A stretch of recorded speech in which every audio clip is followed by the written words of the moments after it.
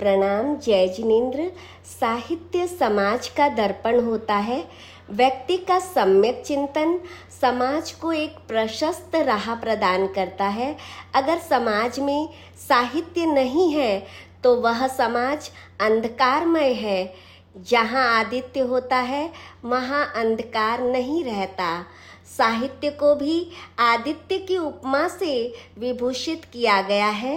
मानव मन में उठते भावों से ही रचनाएं निर्मित होती है और मानव मन से प्रकट हुई वे रचनाएं ही समाज को जोड़ कर रखती है। श्री अशोक जी मोदी युवावस्था से ही शब्द रचना के भावनात्मक संसार से जुड़े हुए हैं। वे अपनी विभिन्न कृतियों के माध्यम से पाठकगण को साहित्य सुधा का पान करवाते रहे हैं। उनके 75वें जन्म वर्ष में उनकी यह नवीनतम कृति ताना बाना पाठकों के करकमलों में सुशोभित होने जा रही है। हम प्रस्तुत पुस्तक को 3 विभागों में विभक्त कर सकते हैं: मुक्तक, काव्य और लेख। सामाजिक विसंगतियों पर प्रहारात्मक निबंध तीर्थंकर के प्रति आस्था और भक्ति को समर्पित रचनाएं, जिनवाणी से संबंध मूलभूत सरल सरस चिंतन। वर्तमान में संयुक्त परिवार का औचित्य। पहला, ये हम कहाँ जा रहे हैं, वीर पथ के हित में एक चिंतन। इन लेखों में सामाजिक विसंगतियों पर प्रहार किया गया है। श्री चंदा प्रभु जैन नया मंदिर एक संक्षिप्त परिचय। मेरी दृष्टि में जैन धर्म परमात्मा मूर्ति क्या है। यह लेख परमात्मा भक्ति व श्रद्धा को समर्पित है। आज के आनंद घन धर्म और राजनीति सर्व सत्व क्षेम कर इन लेखों में गीतार्थों की जीवन गाथा समाहित है। जिन मंदिर पर ध्वजारोहण का फल क्या है, साधर्मिक वात्सल्य क्या है, चरक ऋषि का संदेश, नरकवासी का पत्र, मार्गानुसारी जीवन के 35 गुण, आहार विहार आदि ज्ञानप्रद विषय भी इस पुस्तक में समाहित है। इसके अतिरिक्त सम्यक विद्या, विद्यार्थी और विद्यालय एवं विविध लेख काव्यों के संग संग कुछ सरस अर्थपूर्ण मुक्तक भी इस पुस्तक में संयोजित है। समाज में व्याप्त कुरीतियों पर प्रहार करते हुए वे लिखते हैं, दहेज लेने से क्या उद्धार हो जाएगा, दहेज लेने से क्या उद्धार हो जाएगा, बेटों को बेचने से क्या कल्याण हो जाएगा। अपनी भुजाओं में जोर क्यों नहीं रखते भैया, अपनी भुजाओं में जोर क्यों नहीं रखते भैया, दहेज लेने से क्या कल्याण हो जाएगा। जैन आगमों में कहा है, इच्छा हु आकाश सम्मा अनंतिया, इच्छा आकाश के समान अनंत है। इसी बात को लेकर वे लिखते हैं, कभी किसी की हर ख्वाहिश पूरी नहीं हो सकती, सारी दुनिया हमारी हो नहीं सकती। नरक की घोर यातनाओं का वर्णन करते हुए वे अपने निबंध में लिखते हैं कि अगर तुम समय को नरक की यातनाओं से बचाना चाहते हो तो इस धरती पर जीवन में कभी कोई गलत काम मत करो। समय का महत्व बताते हुए वे लिखते हैं, समय अमूल्य है, समय का एक एक पल किस स्वर्ण पर्वत से भी अधिक मूल्यवान होता है, इसे निरर्थक नहीं खोना चाहिए। समसामयिक प्रसंग पर अपनी लेखनी चलाते हुए लिखते हैं, जब से आया टीवी और सेल घर में घर का गणित ही बदल गया।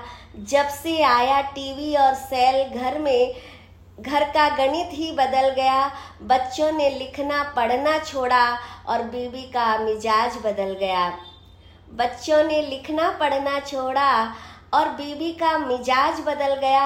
आज़ादी के 75 वर्ष बसंत को पार कर चुके हैं, पर लेखक लिखते हैं, आज़ादी की राह तो धर्म पथ है, इस पथ पर बढ़ पाऊंगा कब।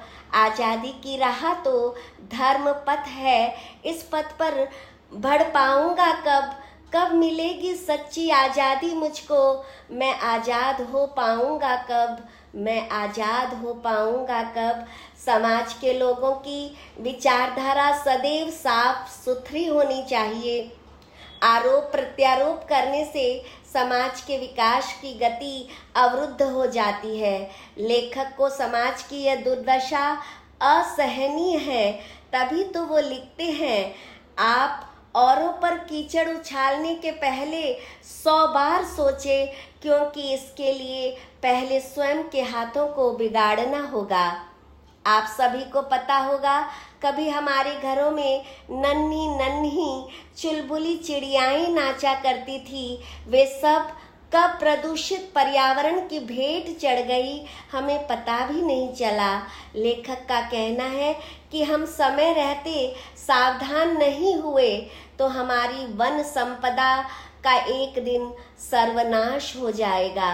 भगवान महावीर ने गौतम स्वामी को सचेत करते हुए कहा था, समयम गोयम मापमाय।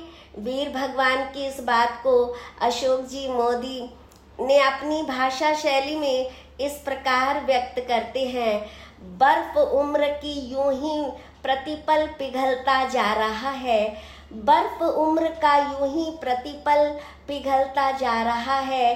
प्रमाद का अजगर निरंतर उसे निगला जा रहा है, प्रमाद का अजगर निरंतर उसे निगला जा रहा है।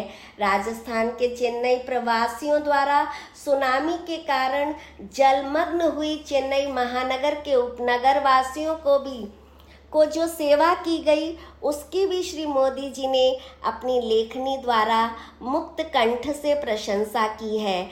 और अंत में लिखा, शाबाश राजस्थानी प्रवासी, शाबाश। धर्म के विषय में वे कहते हैं कि धर्म वस्तुतः धारण किया जाता है, ऊपर से थोपने वाली वस्तु नहीं है।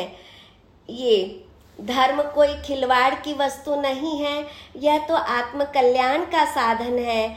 धर्म बला नहीं कला है, धर्म जीवन की नींव है। धर्म का अर्थ है जीवन की समग्रता को धारण करना। भगवान महावीर ने यह उद्घोष किया था कि सोही उज्जूय भूयस्स धम्मो शुद्धस्स चिट्ठई। इसी सुक्ति को आत्मसात करते हुए लेखक ने लिखा है कि हृदय की सरलता ही धर्म है। इस प्रकार लेखक की लेखनी से निःसृत सामाजिक, धार्मिक, समसामयिक कृति ताना बाना में जो उद्गार व्यक्त किए हैं, वो जन मन के लिए उपयोगी है। आपके 75वें जन्म दिवस के उपलक्ष्य में यही मंगल मनीषा है कि आप चिरायु एवं शतायु हो तथा इसी भांति अपनी समाज उपयोगी विचारधारा से जनमन को लाभान्वित करते रहें। पुनः 75वें जन्म दिवस की हार्दिक बधाई, अभिनंदन। जय जिनेंद्र, प्रणाम।